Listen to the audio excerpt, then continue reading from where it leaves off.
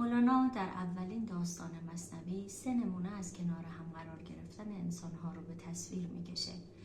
در اولین مورد عشقی رو به تصویر میکشه که فردی عاشق کسی میشه و کوچکترین خودخواهی در درونش نیست و همه چیز رو در وجود معشوقش میبینه و کوچکترین خودخواهی نداره.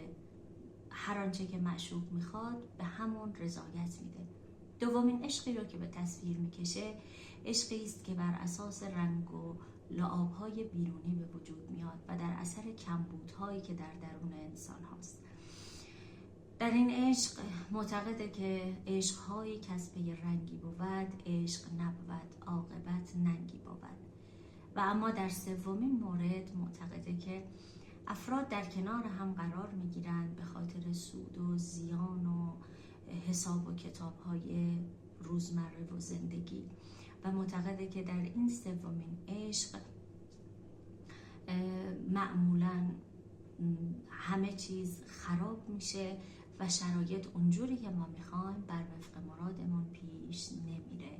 میگه این جهان کوه است و فعل ما ندا، سوی ما آید نداها را صدا.